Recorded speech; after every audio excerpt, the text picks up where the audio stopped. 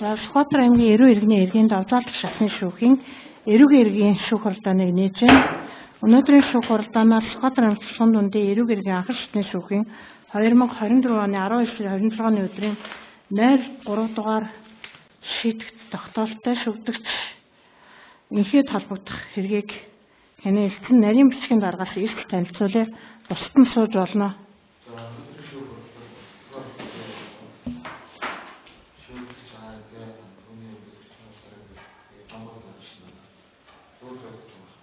Эртний холбоотой санал хүсэлт оролцогч нарт байна уу? Байхгүй нөө. Баггүй. За өнөөдрийн шүүх хуралдааныг Сүхбаатар аймгийн Эрүү иргэний иргэн давзаалдах шатны шүүхийн шүүгч оюун тунгалаг миний үе даргалж Доронтой аймгийн Эрүү иргэний иргэн давзаалдах шатны шүүхийн ерөнхий шүүгч уртнасан тус шүүхийн шүүгч Эрдэнэзүү нарын бүрэлдэхүүнтэй шүүх хуралдааны нарийн бичгийн дараагаар Ганжуурж ав прокурор Ууган Бат нарыг оролцуулан явуулнаа. Нарийн бичгийн дарга прокурорыг хууль заасан үндслээр татгалзах хэрэгтэй. Татгалзал байна уу? Байхгүй. Баггүй. За. Дэг эрх үүргийг тайлбарлаж өгье. Шүүх хуралдааны танхимд байгаа бүх хүн шүүхийг хүндэтгэх хурал даргалагчийн дэг сахиулах шийдвэрт захирагдах дэг сахиулагчийн тавьсан шаардлагыг биелүүлэх үүрэгтэй байгаа. Шүүхэд хандаж үг хэлэх, мэдүүлэх өгтлөө судлаасаа босон тохиолдолгоо хэрэглэхгүй гар утсаа унтраах эсвэл дуугад тохиргон дээр нь тавиараа шүүх хуралдааны явцад саад учруулахыг бол хориглож байна. Шүүх хуралдааны явцын дуу төгсний бичлэг бол хийгдэж байгаа. За зөвчл дэг сахиулах шүүх хуралдааны дэг зөвсөн тохиолдол эхний удаа бол сануулна. Төслийг давтан гаргасан тохиолдолд төслийн тухай заасан шийдвэрлэлийг оногдуулах болно. Нарын хувьд бол шүүх хуралдааны явцад тайлбар өгөх, нотлох баримтыг шинжилэн судлахад оролцох, хэрэгт авсан нотлох баримтуудыг ашиглан дүгнэлт саналаа хэлэх бол боломжтой байгаа. Ял шийдвэрлэл этгээдийн үеийн байдал ялыг хөнгөрүүлэхтэй холбоотой нотлох баримтыг бол гаргаж өгч болно. За хэрэг хэлцэх дарааллыг тогтоо илтгэл шүүгч миний үе хэргийн талаар танилцуулна.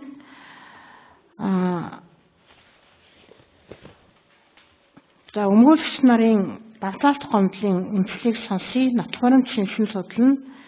Тэгээ бусад оролцогч нарын тайлбар, санал, прокурорын тайлбар дүгнэлтийг сонсъё. Энэ дараалал бол хэргийг хэлцэнэ. За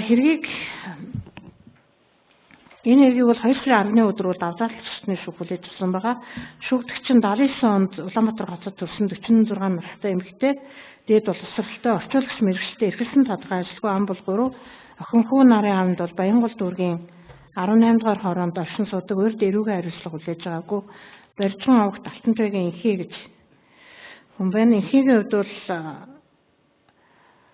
нийслэлийн прокурорын ерөнхий газрын орлогч Инх Жаргалын гэмтэргийн улмаас учирсан хохирол нөхөн төлөвлөх хор уршигыг арилгуулах зорилгоор 23 оны 5 сарын 16-ны өдрийн 10 дугаартай эд хөрөнгө битүүмжлэхдэггүй прокурорын тогтоолоор Эрдэнэ цагаан сүмийн 1-р аг Хулман нуур гэх газарт байрлах Эрдэнийн босго компани эзэмшлийн нүүрсний ил уурхайг битүүмжил хөрөнгийн хадгалах хамгаалах үүргийг өөрт нь хүлээлгэж битүүмжилсэн эд хөрөнгийг бусдад шилжүүлэх, устгах, өөрчлөх, захин зохицуулах хөдөлгөөнийг хоригдсныг мэдсээрэж тус үүргээ зохисоор биелүүлээгүй бусдад үүрэг өгч эд хөрөнгө битүүмжлэх шийдвэрийг зөвшөөрүүлж Эрдэнийн босго компани эзэмшлийн ил уурхайгаас 23 оны 6 сарын 7-ны өдрөөс 23 оны 7 сарын 20-ны өдрийг хүртэлх хугацаанд 19 тэрбум 972 сая 4,696.4 төгрөгийн үнэлгээтэй 168,818.8 тонн нүүрсийг зүүн тээвэрлэж гайлын хяналтын бусад шилжүүд бусдад худалдан борлуулж битүүмжилсэн эд хөрөнгнөөс нүүрсийг өргөдүүлсэн гэмт хэрэгт бол холбогдсон байгаа. Прокуророос түүний үйлдэлийг эрүүгийн тусгай ангийн 20-10 дугаар зүйлийн зааснаар зөвчилж ялах дүгнэлтүүдийн хэргийг шүүхэд шилжүүлсэн анхан шатны шүүх түүнийг гэм буруутад битүүмжилсэн хураан авсан эд хөрөнгийг өргөдүүлсэн гэмт хэрэгүүлсэн гэм буруутад тооцож эрүүгийн тусгай ангийн 21-10 дугаар зүйлийн нийт хэсэг зааснаар 2,700,000 төгрөгөөр торох ял оногдуулсан. Оногдуулсан торох ялыг бол 6 сарын хугацаанд хэвлэгчлэн төлөхөөр тогтоосон байна. За тогтоосон хугацаанд торох ялыг төлөөгөө биелүүлээгүй тохиолдолд бол 20 ялаар шалгахыг мэдгдсэн. Шүүхийн шатанд бол давсан сэргийлэх арга хэмжээ авагдаагүй. Энэ хэрэгээ улмаас шүүгдэх цагдаа орогдоогүй. Зэмжлэлтийн хөрөнгө байхгүй. Шүүгдэгчээс гаргуулах хэрэг хэмээн шийдвэрлэх ажиллагааны зардалгүй болохыг бол дурдсан байна.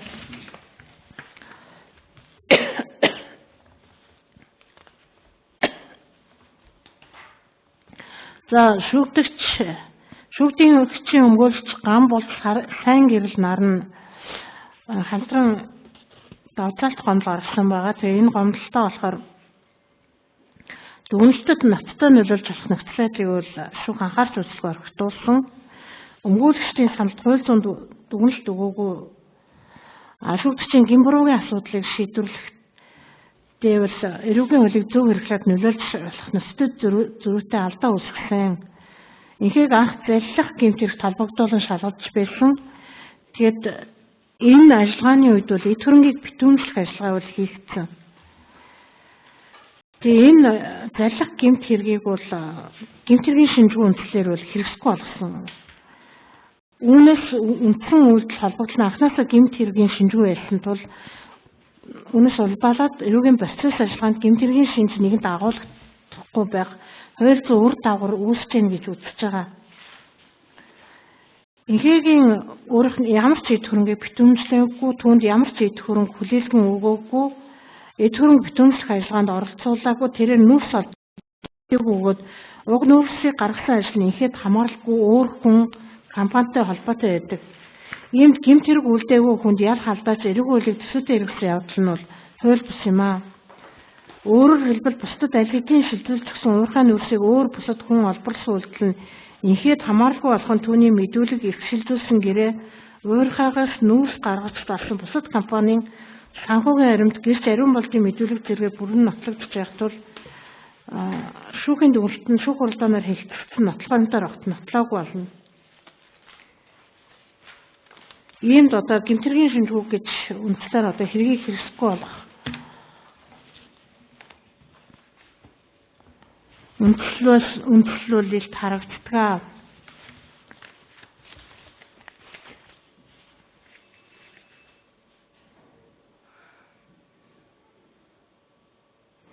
Шүүгч прокурор эрүүгийн хуулийг бол буруу ойлгон хэрэглэсэн олон зүйл байгаа гэд би зарим субъектийн хувьд бол бас биш гэсэн. Тэгээд эд хөрөнгө битүүмжлэх талаар эрүүгийн хэрэг хянан шийдвэрлэх хуулийг ноцтой зөвсөн шүүх прокурор эрүүгийн хуулийг буруу хэрэглэсэн. Ийм учраас шүүгдэгчийг цагаатгаж түн халдварт хэргийг хэрэгсэхгүй болгож шийдэх тогтоолыг хүчин болгож өгнө гэсэн ийм давталт гомдол гаргасан. За давталт гомдол дээр сайн уншиж сонссон дээр нэмж ярих зүйл байна уу? Хэн нь ярих вэ? Хойлоо ярих юм уу? Нэг нь ярих уу? За одоо бол давталт гомдлын үнслийг сонсно. За хамт үзэж. За давталт гомдлын эхний сонсох. Давталт гомдлын эхний шаардлага гэмт хэргийн шинжгүй үйл баримтын талаар сая шүүх тодорхой дурдсан учраас үүнд ганцхан зүйл нэмье. За шүүх анхан шатны шүүх юу гэж үгнэж байгаа вэ гэхээр эд хөрөнгө битүүрлэх ажиллагаа нь тухайн үед цаг хугацааны хувьд гэмт хэргүүд цаг хугацаанд давхцаж байгаа учраас хэдийгээр дараагийн удаа эд хөрөнгө битүүрлэх тогтоолыг хүчингүй болгосон ч гэсэн за цаг хугацааны хувьд нэг цаг хугацаанд үлдэгдэж байгаа тогтоол хүчинтэй байх хугацаанд үлдэгдсэн учраас гэмт хэрэг мөн гэж үзэж байна. Гэтэл эрүүгийн хэрэг тухайн хуулийн 1.6 дугаар зүйл заасан хууль төслийн зарчимд болохоор эрүүгийн хэрэг шийдвэрлэх ажиллагаанд бол бусад хуулийг бол бас баримтлахыг бол үүрэг болгосон байгаа. Монгол Улсын захиргааны ерөнхий хуулийн 97-гийн 2 дахь хэсэгт бол захиргааны хууль бус акт гашуун цагаас эхлэн эрх зүйн үйлчилгүй нэгэ заасан. Тэгэхээр нэгэн дангаасаа хууль зөвшөөрөл гаргасан прокурорын тогтоол учраас энэ үйлдэл гэмт хэргийн шинжийг бол агуулахгүй гэж бол үзэж байгаа юм а. Хоёрдугаар эрүүгийн хэрэг тухай хууль заасан үндэслэл журмын дагуу эд хөрөнгө битүүрлэх ажиллагааг бол явуулаагүй. Энэ хүнийг бол энэ ажиллагаанд бол огт оролцуулаагүй хэргийн тогтоолтойгоо танилцуулаагүй, эд хөрөнгө хүлээлгэн өгөөгүй.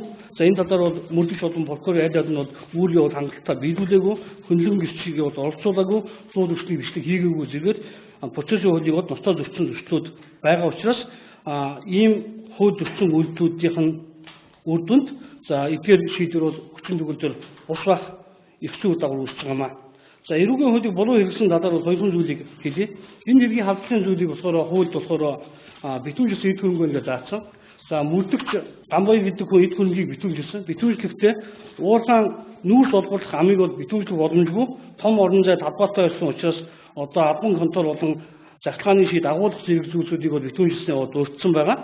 Ийм учраас бол эд хөрөнгө битүүжсэн жагсаалтан дотор энэ нүүрсийг бол битүүжлэв. Тэгэхээр битүүжилсэн эд хөрөнгө биш учраас дээр нь болохоор энэ битүүжилж байгаа эд хөрөнгө чи өөрөө ялдагдах шүүгдэгчийн эд хөрөнгө байхаар хууль заасан байна. Ашиг орлогын тухай хууль зааснараа бол байгалийн баялаг юм байна. Тэгэхээр энэ хоёр үндэслэлээр яг хөглөөр энэ хэргийн халдлагын зүйл бол биш байна гэж хэлж байгаа. За хоёр дахь эрүүг хуулийг буруу хэрэглэсэн явдлууд бол гэмт хэргийн субъект холбоотой асуудал. 2002 оны эрүүгийн хуульд болохоор битүүжилсэн эд хөрөнгийг нуунд алдсан өргөдүүлсэн завшсан тохиолдолд бүх үйлдэл гэмт хэрэг тооцдог байсан. Харин 2015 онд эрүүг хуулийн шинжилгээ найруулгахдаа гэмт хэргийн субъектыг өөрчилсөн. Ингэхдээ эд хөрөнгө идэвхтэй хариуцсан этгээд гэж байсныг нь битүүжилсэн эд хөрөнгийг хадгалах, хамгаалах үүрэг бүхий ажилтан албан тушаалтан гэж өөрчилсөн. Ингэснээр сэжигтэн ялдагч энэ гэмт хэргийн субъект байдаг зохицуулалт нь хүчингүй болсон гэсэн үг. Энийг бол сургууль багшийн ном болон улсын дэвшүүгийн тайлбараар тодорхой тайлбарласан. Тэгээ гэмт хэргийн субъект биш гэж үзэхэд анхан шатны шүүгч юу гэж тайлбарласан гэхээр эд хөрөнгө битүүжлэх тогтоолтоо танилцах гар үсэг зурсан учраас түүнийг хадгалах ажилтан мөн болж байна гэж үзсэн. Хэрвээ сэжигтэн ялдагдагчийг ингээ ажилтан болгох юм бол прокурорын тогтоол мөрдөгчийн тогтоолоор бүх сэжигтэн ялдагдагч ажилтан болно. Ажилтан болсноор тэр хүнд нийгмийн даатгал төлөх хэрэгтэй болон цалин орон байраа хангах хэрэгтэй бол бүх нөхцөл байдлыг нь явах гэхээр бий болох шаардлага болно. Ийм зөвчлөлт бол байхгүй байна. За эрүүгийн хяналтын тухай хуулийн 21-р зүйлд бол маш тодорхой заасан шүүх прокурор мөрдөгч хэрэг бүхий албан тушаалтан битүүжилсэн эд хөрөнгө орлого эд мөрийн баримтын хадгалалт хамгаалтыг хариуцна гэдэг. Ингэж заасан учраас энэ гэмтэргийн субъект сэжигтэн ялдагдаж байхыг нь бол өөрчилсөн юм аа. Ийм учраас бид бол энэ хэргийн субъект бол сэжигтэн ялдагдаж буюу инхээ гэдэг хүн бишээ гэж үзэж байна. Энэ талаар бол уг нь бол их тодорхой дурдсан эрчим актууд бол байна. За нэгэн давлаатгах шатны гомдолтой тодорхой бичсэн учраас улсын дэвшүүгийн ерөнхийлөгч улсын ерөнхий прокурорын хандсан тогтоолоор энэ эд хөрөнгө битүүжлэх хөрөнгө орлого барьцааны мөнгийг авах журам зааснараа бол энэ зайлшгүй шүүгч эсвэл шүүхийн захиргааны ажилтан за архивч эсвэл бичиг хэргийн ажилтан гэсэн хүмүүс энэ эрх бүхий ажилтан гэдэгт нь орд юм байна. Түүнээс биш одоо энэ зүгээр нэг хэрэгт хамаарч байгаа түүнд хариуцлагадаад өгсөн энэ инхээ гэдэг хүн бол энэ хэргийн субъект биш байна. Ийм учраас эрүүгийн хуулийн 21-р зүйлийн 5 дахь хэсэг зааснараа энэ хуулийн нэг томьёог тайлбарлан хэрэглэхдээ захиргааны хэмжээний саяны актыг ашиглаад үзэхэд энэ хэргийн субъект нь бол инхээ гэдэг хүн биш болж таарч байгаа. Энэ үндэслэлээр бол тухайн үйлдэл эсвэлгүй гэмт хэрэг тооцохгүй болсон ийм нөхцөл байдал үүсэж байна. За ийм нөхцөл байдал үүссэн талаар хавц хэргийн 5-ын 117 хуудас мөрдөх саналаа гаргасан юм билээ.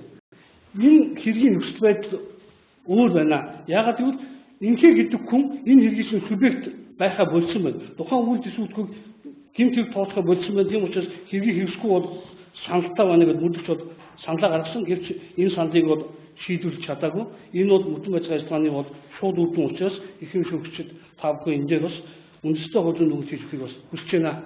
За одоо нэг анхан шатанд орсон ялдагч улсын ялдагч маань өөрчлөгдсөн байна. Анхан шатанд орсон улсын ялдагч бол үгүй чад өөрөөр ялдсан л да. Юу гэж юм буруугийн санаатай хэлбэртэй үйлдэл завшсан үйлдэл гэж яллаа гэсэн.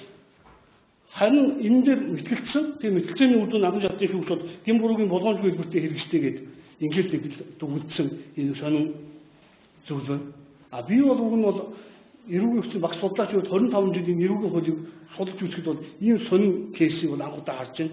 Тийм учраас та бүхэн бас эрүүгийн хүчний ном журмын дагуу энэ үйлдэлээр хуулийн бодтой дүгнэлт хийж өгөөч. За би зөвхөн хууль хэрэглээний хувьд ярьж байгаа шүү. Эрүүгийн хяналтын тухай хуульд өөрт нь юу заагаад байна гэхээр улсын дэвшүүхийн тогтоолгоо дасгал тавиад тайлбараас өөрөө хэрэглэсэн бол гэдэг. Үүнтэй төсөөлтөй хэргийг улсын дэжгүй шийдсэн юм. Тэгээ шийдэхдээ энэ хэрэг бол тусгай субъекттэй болгоомжгүй гэмбургийн хэлбэртэй байна гэж заасан. Энэ утга агуулгыг хэлбэрлээд үзэх юм бол сэтгцийн ялдагдагч буюу өөрийнхөө үйлчлэгийг нотлох үүрэггүй хүнд тэр үүргээ нотол эд хөрөнгийг хариуцуул түүнийхээ төлөө эрүүгийн хариуцлага хүлээх гэсэн асуудал тавиад байгаа нь өөрөө хууль бус байна гэсэн агуулгаар давтаад гомдлогдсон. За гэхдээ бичиг зүйлүүд маш олон байсан учраас уучлаарай маш олон хуудастай гомдлуулсан байгаа. Тэгэхээр та бүхнийг уншиж танилцсан гэдэгт бол итгэж байна. За одоо бол энэ тайлбар байна. Баярлалаа. За таны тайлбар. За давхарлахгүй яриа. За миний үйлчлүүлэгч инхэг болол прокурор ялах дүгнэлт бичсэн мөн шүүх шийдэх тогтоолд дурдсанаар энэ эд хөрөнгө битүүрслэх 15 тогтоол нь өөрөө анхнаасаа хүчингү хууль бүсийн тогтоол байсан. За тэгэхээр хүчингү болсон хууль бус тогтоолыг үндэслээд эрүүгийн хариуцлага хүлээж байгаа нь бол үндэслэг байна гэж гомдлоо дурдсан байнамаа. Энэ эд хөрөнгө битүүрслэх 15 тогтоол буюу 23 оны 5 сарын 16-ны өдрийг улсын ялагчийн ялах дүгнэлт дурдсан битүүрслэх тогтоолыг 5 дугаар хавцны 198 дугаар хуудсанд болохоор нөгөө прокурорын тухай хууль хэрэг хэн шийдвэрлэх ажиллагааны үндэслэлээ дурдаад юуны улсын ерөнхий прокурор буюу дээд шатны прокурор нь хэрэгсгүй болгосон байдаг. Хэрэгсгүй болохдаа энэ үндслийг дурдахдаа эн чинь компани хөрөнгийг битүүмжилсэн байж тээ. Эртний бусад компани хөрөнгийг болохгүй. Гэтэл энэ хэргийн энэ хэрэг шалгаж байгаа субъект чинь өөрөө хувь хүн иргэн хүн байх шүү дээ. Тэгээд энэ хувь хүнийг хэрэгт холбогдуулан шалгачаад нөгөө бусад этгээжийн одоо энэ компани бусад хувьцаа эзэмшигч за нөгөө бусад компаниудын ийм хувьцаа эзэмшиж байгаа ийм өөр 3 дахь чиглэлийн хөрөнгийг битүүмжилсэн хууль ёсны ашиг сонирхол тохирол учруулах байна. Ийм учраас үндэслэгүй хууль бус байна гэд хүчингү болгосон. Тэгээд энэ хүчингү болчоод байхад нөгөө улсын ялагч маань бас энийг чи мөрдөн байцаагчаас хараад хэрэгсгүй бол санал өгсөн чинь нөгөө хүчинтэй байх хугацаанд чи хэрэг хийх гээд ялах төлөвчөд оруулаад ирсэн. Түүхэн зүг байна гэд ингээд зөвтгөөд бүр ингээд эрүүгийн хариуцлага хүлээлгэсэн гомдолтой байна. За дээрэс нь энэ эд хөрөнгө битүүрслэх тогтоол яг анхнаасаа хүчин төгөлдөр бос байна вэ гэхээр зэрэг энэ миний үйлчлүүлэгч хувь иргэнээрээ өмнөх хэрэгтэй шалгагдчихсан. 17-гийн 3-аар шалгагдаж байсан. Шалгагдаад эрүүгийн холбогдох хэргийн зөвшөлт хэрэгсэхгүй болохоос өмнө энэ тогтоол өөрөө хүчингү болсон.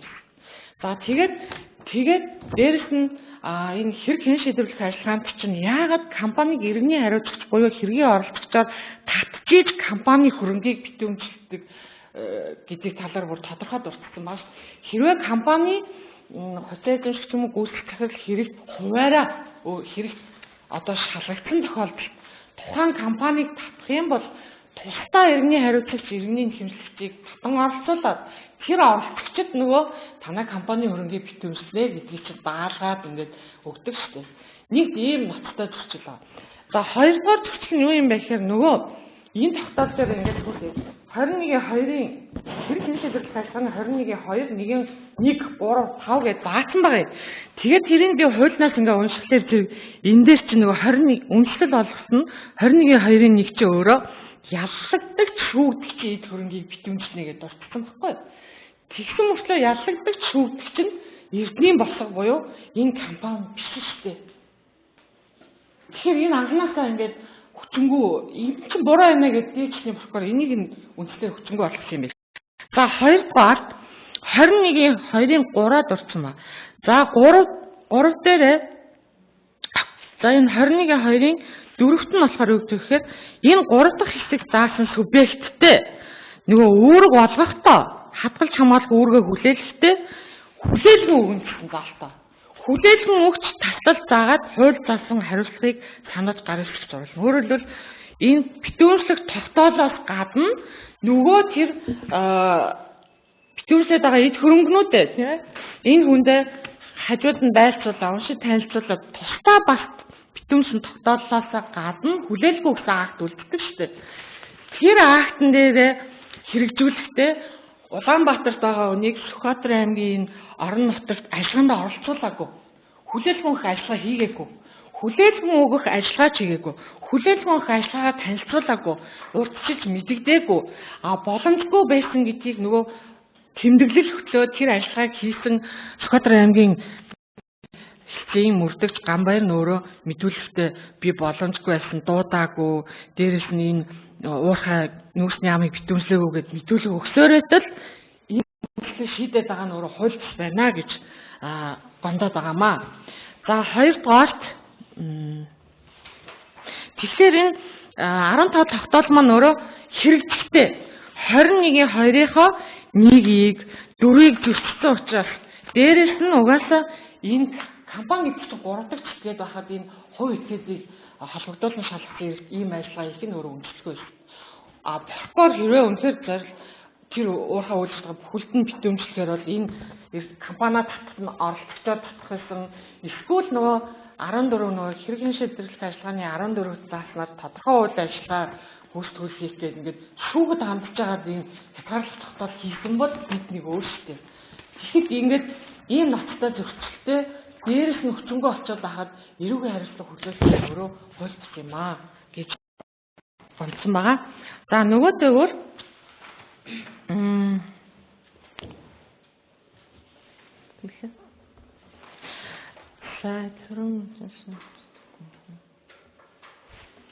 За миний өөрчлөлт яг энэ хөрөнгийг одоо Улаанбаатарт ийм тогтоол танилцуулсан байсан ч нөгөө яг үндсэн битүүмжлэх ажиллагаа хийгдэх явцад Улаанбаатар хотод бол 3 нуглам нуруугаа хуглаад эмнэлэг твэгдсэн байхад нь нөгөө эмнэлгийн нөгөө юу тасагт нь очоод нөгөө энд хэрэгжүүлсэн ажиллагаан дээр гар утгаар гэж нөхөж хийх гэсэн байдгийг. Энэ тэнгууд энэ хэрэгийг наашин тусгаарлаа шийдэхдээ тэр процессын ажиллагааг хийсэн эмнэлэг дээр очсон байцаалт өгсөн юмыг энэ хэрэгт хийгээг байдгийг. Тэгэхээр би анхан шатны шүүхтэр би үндсэн хэрэгээс нь архиваас нь хуулбарлуулад авчирсан. Тэр материал нь болохоор 5 дахь хавцсны 198-аас 230 дахь хуудсанд хүртэл одоо авсан баримтуудаар байгаа. Миний үйлчлүүлж чинь нөгөө эмнэлэг твэгдсэн баримт, дээрээс нь дүлгөөн гээд байцаагчийн нөхөж гар үсэг зуруулахад нь би наад ажиллагаанд ч оролцохгүй, надад мэдэгдээгүй, би ингээд эмнэлэг твэгдэж байна гэд ийм баримтуудыг бол шүүхэд бол гаргаж өгсөн байгаа.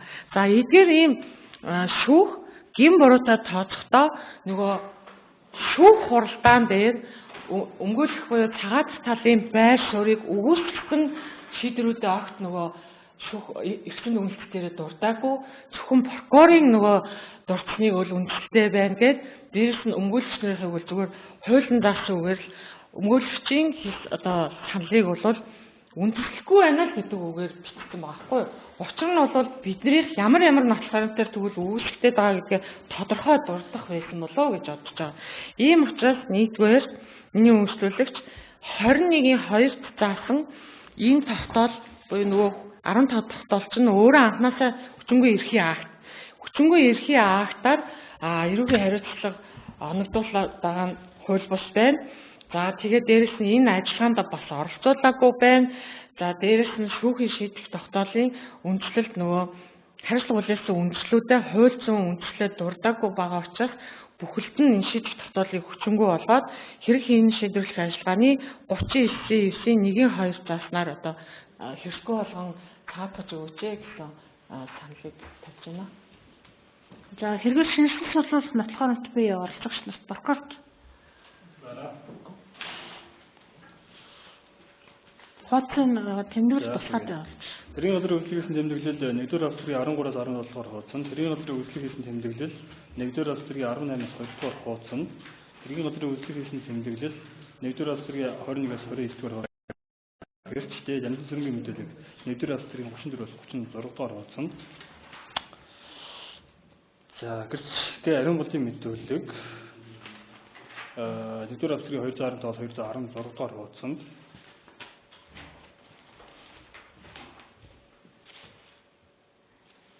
За зэрэг шинжилгээ судлуулсан тооцоолгонтой байна. Бид нар бүгд хэргийн материалтай танилцсан учраас яг ямар нотлох баримтуудыг яг энэ давхтар шинжилгээ судлуулахад тгийг тэмдэглэл тусгуулаад явуулж.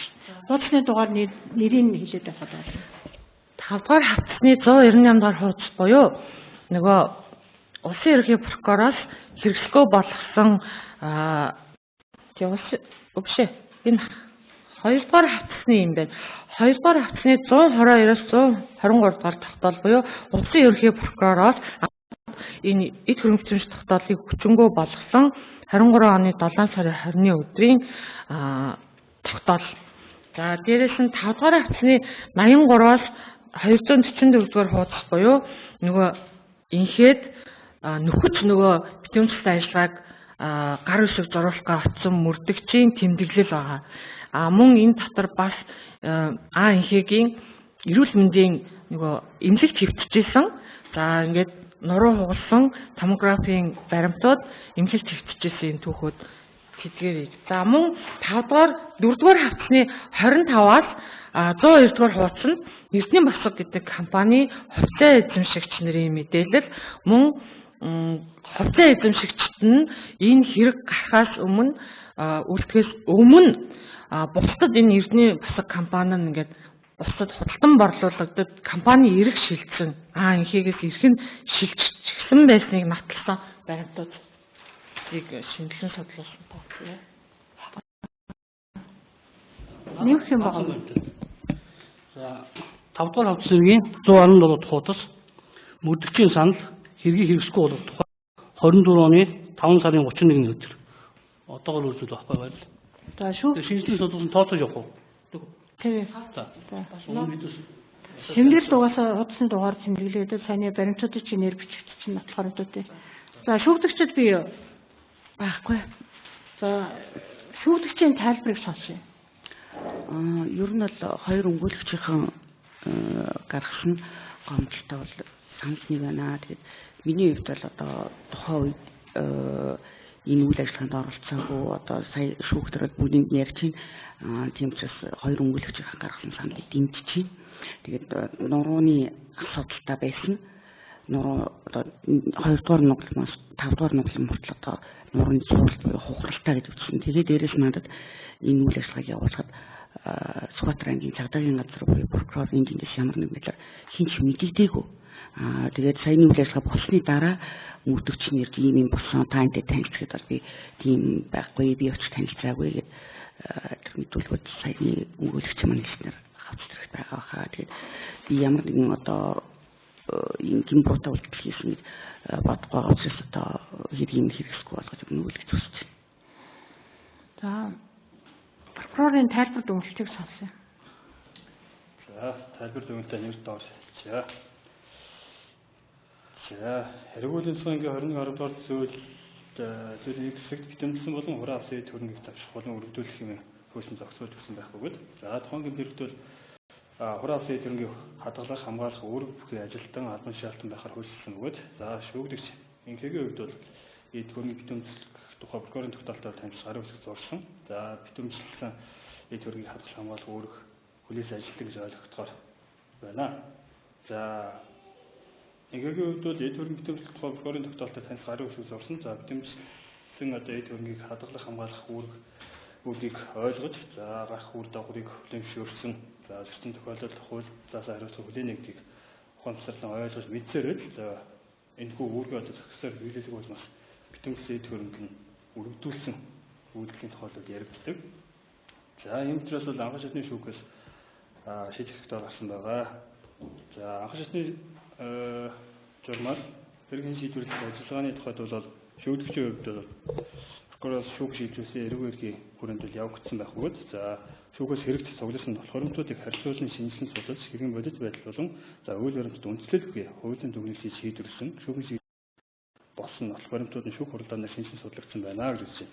За мөн шүүгдэгчид ял хангалттай эрүүл хариуцлагыг гарцаагүй байх эрүүл хариуцлага нь гэмтэргийн нийгмийн аюулын шин чанар болоод хэр хэмжээг гэмбургийн хэлбэр тохирсон байх эрүүл хариуцлагын зорилго болоод гэмбургийн болон за шударгасны зашин нийцүүлэн шүүгдэгчид эрүүл хариуцлага хүлээх гэхээр шийдвэрлсэн байна. Анхан шатны шүүх нь эрүүл хуулийг буруу хэрэглэсэн. За мөн эрүүл эрхийн шийдвэрлэх хуулийг ноцтой зөрчсөн гүнзгэл прокурорын хувьд бол олж харахгүй байна. За шүүхийн шийдвэрнүүд тодорхой ойлгомжтой түүнийг биелүүлэхэд ямар нэгэн эргэлзээ төрөхгүй байхаар бичигдсэн байх бөгөөд за хуулийн шаардлага хангажээ.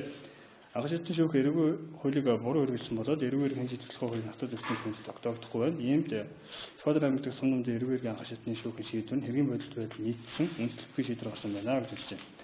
Иймээс шүүгдэгч энхээ болон түүний өмгөөлөгч байган болон сайн гэрэл нарын зүгээс гаргаж буй тайлбар нь үндэслэхгүй байх тул Тус аймаг дахь сум нэмдийн эрүүгийн анх шатны шүүхийн 2025 оны 12 дугаар сарын 26-ны өдрийн 3 дугаартай шийдвэрт хэвээр үлдээж өгнө гэсэн тайлбар болон санал гаргасан.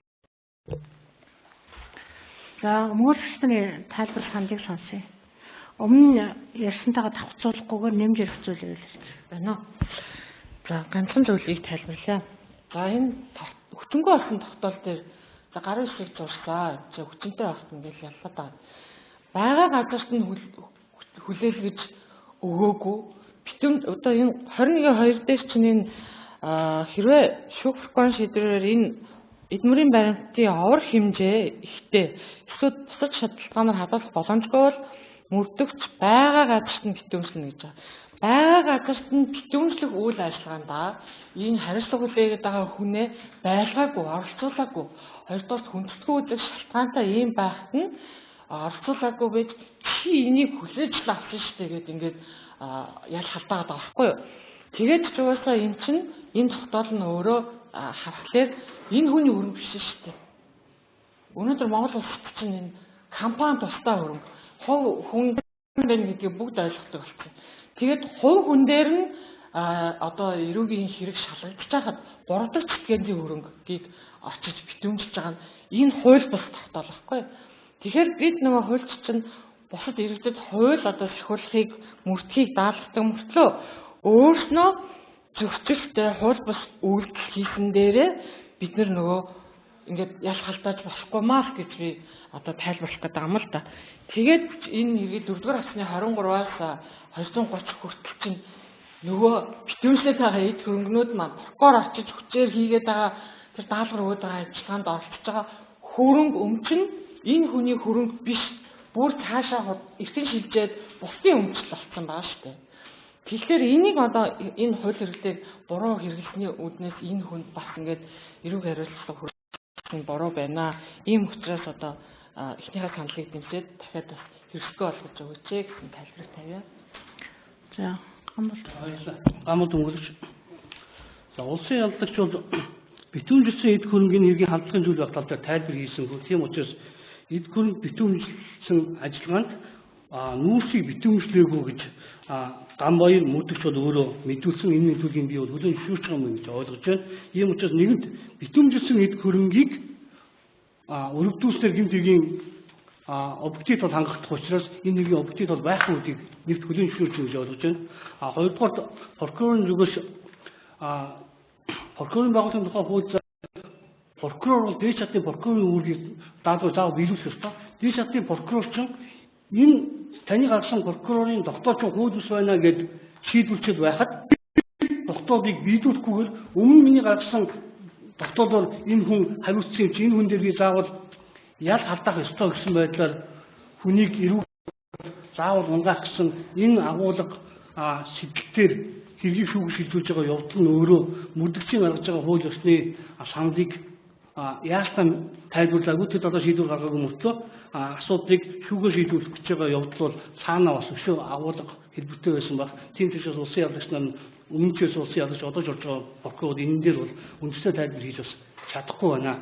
За ийм учраас өмнөх бол гомдлын үндэслэлийг дэмжиж байна. Тэгээд гэмтэргийн шинжгүй за энэ үйлдэл сүүлтгийг бол эрүүгийн хувьд заасны дагуу гэмтийг тооцохгүй болсон гэдэг үндэслэлээр нь хэрэгсгүй болгож өгөхийг хүсэж байна. Баярлалаа. За шүүх хуралдаанд орцогч нараас тодруулах асуулт бий. За шүүх хуралдаанд үлдэн шүүх хуралдааныг төр завсарлаа. Та хувийнхаа эзэмшлийг авах. Тэгээд эндээс өгч.